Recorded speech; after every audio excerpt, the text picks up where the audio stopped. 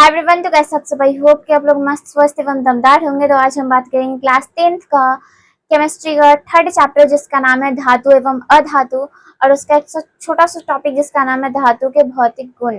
अब भौतिक गुण मतलब क्या हुआ कि जो बाहर से रूप में परिवर्तन होता है, मतलब ये कठोर होते हैं, इसका रंग क्या होता है, आघातवर्धनीय होते हैं कि नहीं, तन्य होते हैं कि नहीं, यही सब चीज। तो एकदम शॉर्ट में इसको खत्म करेंगे बिकॉज एक लेक्चर लॉन्ग बनाए हुए हैं। हम समझ रहे हैं कि इतना लॉन्ग देखने के लिए शायद किसी के पास टाइम ना हो सकता है कि आप एग्जाम के एकदम जस्ट करीब आगे तैयारी कर रहे हो, तो उसके लिए हम इसको जस्ट हम 5 मिनट में समझाएंगे एकदम बेहतर तरीके से। तो बात करते हैं धातु के भौतिक गुण के बारे में। भौतिक गुण मतलब क्या होता है? बाहर में जो परिवर्तन होता है, सो कोई भी धातु है उसके बाहर में जो परिवर्तन होता है, मतलब रंग में, आकार में, कठोरता में, इस सब में जो परिवर्तन होता है वही। पहला जो है वो है इलेक्ट्रॉनिक विन्यास। इलेक्ट्रॉनिक विन्यास, अब इलेक्ट्रॉनिक विन्यास मतलब क्या है कि जब भी किसी भी धातु का इलेक्ट्रॉनिक विन्यास निकाला जाता है, पहले से निकाला वो ऑलरेडी, तो जितना भी जब भी किसी धातु का इलेक्ट्रॉनिक विन्यास निकाला जाता है तो उसके बाह्यतम कक्षा में कितने इलेक्ट्रॉन होते हैं? या तो एक, या तो दो, या तो तीन।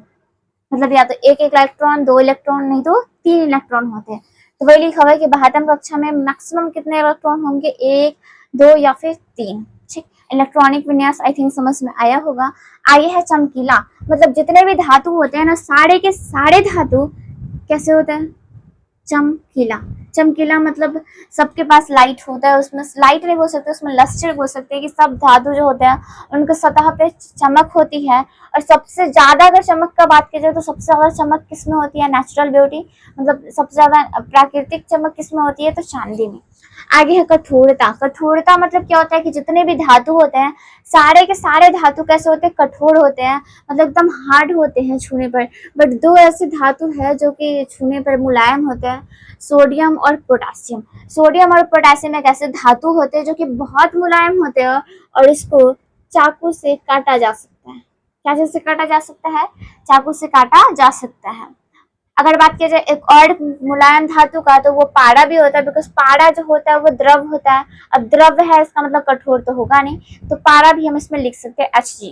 आगे है ध्वन्यता। ध्वन्यता की मतलब क्या होता है कि पीटने पर ध्वनि निकलना चाहिए, पीटने पर आवाज निकलना चाहिए। अब पीटने पर जो ध्वनि निकलती है उसी ध्वनि को क्या बोलते हैं? धातुई ध्वनि। ठीक, आगे है विद्युत और उष्मा चालकता। विद्युत और उष्मा चालकता मतलब कि ये जो धातु होते हैं वह विद्युत और उष्मा को एक जगह से दूसरे जगह जाने देते हैं। क्या चीज करने देते हैं? जाने देते हैं, तो उसी को बोलते हैं विद्युत एवं उष्मा का चालकता। और सभी जो धातु होते हैं वो विद्युत के चालक होते हैं। अगर सबसे ज्यादा का बात किया जाए तो वो होता है चांदी। ठीक, अब सोचेंगे सबसे ज्यादा जब चालकता चांदी होता है तो चांदी का यूज तार बनाने में क्यों नहीं करते? कॉपर का यूज क्यों करते हैं? क्योंकि चांदी बहुत ज्यादा ये होता है, ठीक, महंगा होता है। आगे है विद्युत धनायन। विद्युत धनायन मतलब क्या होता है कि जितने भी धातु होते हैं उसके पास एक, दो, तीन इलेक्ट्रॉन होते हैं। अब कम इलेक्ट्रॉन होने के कारण इसको अपने इलेक्ट्रॉन का त्याग करना पड़ता है। क्या करना पड़ता है? त्याग। और इसे त्याग करने की वजह से इसका नाम पड़ता है विद्युत धनायन। मतलब जितने भी धातु होते हैं सारे के सारे विद्युत धनायन होते हैं, मतलब अपने बाह्यतम कक्षा के इलेक्ट्रॉन को वो दूसरे परमाणु को देते हैं। क्या चीज बनाने के लिए? तो कोई यौगिक बनाने के लिए। आगे है घनत्व। घनत्व मतलब जितने भी धातु होते हैं सबका घनत्व उच्च होता है। उसके बाद है तन्यता। त से तन्यता याद रखना है, त से तार याद रखना है। मतलब जितने भी धातु होते हैं उसको खींच के पतला से पतला क्या बनाया जा सकता है? तार बनाया जा सकता है। और आघात वर्धनीय मतलब आघात करने पर, उसको पीटने पर पतला से पतला क्या बनाया जा सकता है? चादर बनाया जा सकता है। क्या बनाया जा सकता है? चादर।